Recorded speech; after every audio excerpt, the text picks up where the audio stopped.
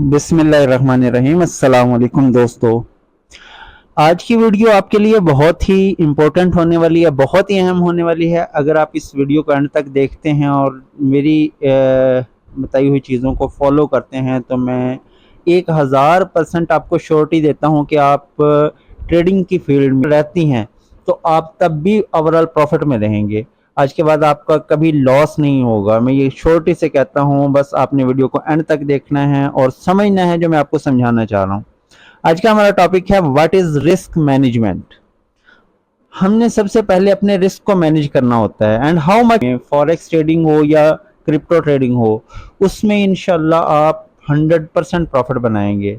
Means कि आप अगर 10 ट्रेड प्लेस करेंगे तो इंशाल्लाह आपको 7 to 8 जो ट्रेड्स हैं वो आपकी प्रॉफिटेबल होंगी। अगर आपकी 7 ट्रेड्स भी प्रॉफिटेबल रहती हैं तो आप तब भी ओवरऑल प्रॉफिट में रहेंगे। आज क्या कर जाएंगे, मे बी वो प्रोडक्ट मार्केट की रिक्वायरमेंट के मुताबिक ना हो या लोग इतना बाय ना करें तो आपको लॉस होने के या उसमें रिस्क ज्यादा हो जाएगा। ठीक है, अगर आप ऐसा करें कि आप 10-10 पीसेस हर प्रोडक्ट के रख लें तो 1 लाख में आपके बहुत सारी जो है ना वो प्रोडक्ट जो 10-10 पीस हैं वो आ जाएंगे। ठीक है, यानी कि थोड़ी थोड़ी मिकदार में। Should I risk on one trade, और हमने एक ट्रेड में कितना रिस्क लेना है इसको मैं आपको सादा सी पहले एग्जांपल से समझाता हूं। मिसाल के तौर पे आपने एक कारोबार शुरू किया और आपके पास 1 लाख रुपया है। ठीक है, आप उस 1 लाख से एक ही प्रोडक्ट अगर अपनी शॉप में रखते हैं तो कितने परसेंट चांस है कि आप ग्रोथ चीजें रख लें। अगर आपकी कोई एक प्रोडक्ट नहीं सेल होती तो कोई दूसरी हो जाएगी, दूसरी नहीं होती तो तीसरी हो जाएगी, यानी कि कहीं ना कहीं किसी ना किसी और चीज को अट्रैक्ट करते हुए जब क्लाइंट आपके पास आएगा तो वो आपसे मुख्तलिफ चीजें, डिफरेंट चीजें देख के कोई ना कोई चीज बाय जरूर करेगा। तो इसमें आपका रिस्क जो है वो कम हो जाता है। ऐसे ही जब हम ट्रेड करते हैं तो हम $100 से $500 से या $1000 से ट्रेड करते हैं तो हमेशा हमें क्या करना चाहिए, रिस्क मैनेजमेंट। यानी हमने एक ट्रेड में कितना रिस्क लेना है। अच्छा, ये कैलकुलेट कैसे किया जाता है कि जो हमारा अकाउंट है उसके मुताबिक हमारा लॉट साइज क्या होना चाहिए। ये सारी चीजें आज की वीडियो में इंशाल्लाह हम डिस्कस करेंगे। ठीक है, तो फर्स्ट ऑफ ऑल जो मैं आपसे कहना चाहता हूँ इसके इंपॉर्टेंट पॉइंट आप नोट कर लें। कॉपी पेंसिल पकड़ लें और आपने उन चीजों को नोट करना है। रिस्क मैनेजमेंट इंपॉर्टेंट क्यों है? सबसे पहला पॉइंट है कि ये प्रोटेक्ट योर कैपिटल, ये आपके कैपिटल को प्रोटेक्ट करता है, इसलिए जो है ये जरूरी है। दूसरा, keep you in the game. अब ये गेम का लफ्ज मैंने वैसे लिखा है इस लिहाज से कि आप इस चीज को जो आपके पास स्पेयर मनी होती है जिससे आप ट्रेड करना चाहते हैं, ना कि कोई चीज बेच के में लगानी चाहिए। जो आपके पास एक्स्ट्रा पैसे हैं वो आपने इसमें इन्वेस्ट करने हैं और इसको आपने as a business, as a game, as a enjoyment करते हुए इस चीज को आपने करना है। ठीक है, अगर आपने रिस्क मैनेजमेंट की है तो आप इस ट्रेडिंग की फील्ड में ज्यादा टाइम तक प्रॉफिटेबल रह सकते हैं, ज्यादा पैसे कमा सकते हैं। ठीक है, रिड्यूस इमोशनल ट्रेडिंग।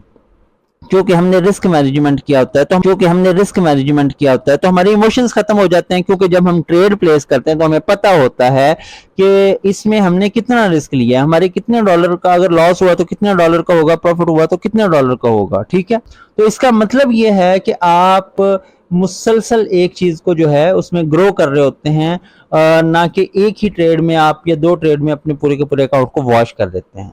ठीक है, ये इंपॉर्टेंट पॉइंट है जो आपने किसी पेज के ऊपर किसी जगह पे अपने लिख लेना और अपने ट्रेडिंग रूम में अवेजा कर लेने हैं। ठीक है, सेकंड नंबर पे अब इसमें एक जो गोल्डन रूल है, हमें किसी भी ट्रेड में अपने कैपिटल का 1% से लेके 2% तक रिस्क लेना चाहिए। ठीक है, अगर हम बहुत बड़ा रिस्क लेना चाहते हैं तो 3% से बड़ा रिस्क नहीं होना चाहिए। 4 या 5% का रिस्क कभी आपने नहीं लेना। यानी आपका $100 का अकाउंट है तो आपका जो एसएल है वो $2 या $3 का होना चाहिए, ना कि वो $10 का होना चाहिए। ठीक है, इस बात को जहन में रखना है। आपने जो भी अपना सेटअप तलाश करना है उसमें मैक्सिमम 1-2%, और अगर उससे बढ़ना ज्यादा करना पड़े तो 3% तक आपने रिस्क लेना है। $1000 का अकाउंट है तो 1% का मतलब ये है हमारे पास कि हमने $10 का उसमें रिस्क लेना है। अगर लॉस हुआ तो $10 आएगा। और अगर हम 1 और 2 की रेशो से लेते हैं, यानी कि अगर 1% का रिस्क लेते हैं तो 2% का प्रॉफिट, अगर 2% का रिस्क लेते हैं तो 4% जो है उसमें परसेंट हमने प्रॉफिट रखना होता है। तो हमने अगर डिसाइड किया $10 लॉस किया तो $20 प्रॉफिट होगा। ठीक है, 2% का मतलब अगर $1000 का अकाउंट है तो $20 का हम रिस्क ले रहे हैं, यानी लॉस हुआ तो $20 और अगर प्रॉफिट हुआ तो $40 का होगा। तो इसको 1:2 रिस्क रिवार्ड रेशो कहते हैं। ठीक है, यहाँ पे आपको आज मैं कैलकुलेट करना सिखाऊंगा कि जो आपने रिस्क लिया है, जो लॉट साइज है, वो आपके कैपिटल के मुताबिक आप कैसे कैलकुलेट करते हैं। यानी लोगों को पता ही नहीं होता हमारा जो कैपिटल है अब हम इसमें कितनी लॉट साइज ओपन करें। ठीक है, हमने 1 सेंट की लॉट ओपन करनी है, 2 सेंट की, 5 सेंट की, 10 सेंट की, कितने सेंट की, मतलब मैंने मिनी लॉट है, माइक्रो लॉट है, कौन सी मैंने लॉट साइज कैलकुलेट करना है। ठीक है, तो आज के बाद आप खुद कैलकुलेट कर सकेंगे कि कितना जो है उसमें आपने लॉट साइज लगाना है ट्रेड करते हुए। तो सबसे पहले इस फार्मूले को नोट कर लें, जो अमाउंट बैलेंस है तो उसको मल्टीप्लाई करना है जितना परसेंट हम रिस्क लेना चाहते हैं। मतलब अगर हमारा $100 का अकाउंट है या $1000 का अकाउंट है, $1000 पे हमने रिस्क लिया, फर्ज करें 1%, तो हमारा जो रिस्क है वो कितने अमाउंट बनेगी, कितने डॉलर का हम रिस्क लेंगे। मिसाल के तौर पे हमारा $1000 का अकाउंट है, हमने 1% का रिस्क लिया, तो 1000 को 1% से मल्टीप्लाई करेंगे, हमारे पास आंसर आ जाएगा $10। मतलब 1% का मतलब ये है कि हमने $10 का उस ट्रेड में रिस्क लेना है। ठीक है, अब लॉट साइज कैसे कैलकुलेट करना है उसका भी फार्मूला है। जो रिस्क अमाउंट है, यानी कि ये जो हमने $10 का रिस्क लिया है, ये हमारी क्या आ गई, रिस्क अमाउंट, यानी ये जो हमारा रिस्क अमाउंट है ये यहाँ पे हम लिख दें। ठीक है, उसको डिवाइड करना है, उसको तकसीम करना है, जितने हमने पिप का स्टॉप लॉस रखा है 10, 20, 50, 100 पिप का, जितने का हमने जितनी दूर एसएल रखना है वो हमने यहाँ पर डिवाइड करना है। ठीक है, उसके बाद पिप वैल्यू देखें, हर एक की ना अलग पिप वैल्यू है। आप गोल्ड में ट्रेड कर रहे हो तो वहां पे आपका जो स्प्रेड है वो आपकी पिप वैल्यू को कैलकुलेट करता है, वो $10 है। हर ब्रोकर का डिफरेंट हो सकता है, वो $20 का जो है पिप वैल्यू है। ठीक है, वो उसका मतलब अगर करेंसी पेयर में है तो उसकी अलग पिप वैल्यू होती है। हम एग्जाम्पल के तौर पे मान लेते हैं कि ये भी $10 है, तो हमारा लॉट साइज कैलकुलेट होके आ जाएगा। एग्जाम्पल के तौर पे समझते हैं, हमने रिस्क लिया था $10 का, हमने उसमें $5 पीछे या 50 पिप पीछे हमने क्या किया, उसमें स्टॉप लॉस लगा लिया। ठीक है, अब पिप वैल्यू जो है एक स्टैंडर्ड लॉट पे जो है वो भी $10 है। तो फार्मूले के मुताबिक amount size divided by 50 divided by 10 आप कैलकुलेट कर लें, कैलकुलेटर से आपके पास आंसर आएगा 0.02। ठीक है, यानी आपने अगर 50 पिप नीचे एसएल रखा है तो 0.02 की लॉट साइज ओपन करेंगे तो आपका स्टॉप लॉस जो है वो $10 होगा, यानी अगर आपको लॉस हुआ तो $10 होगा।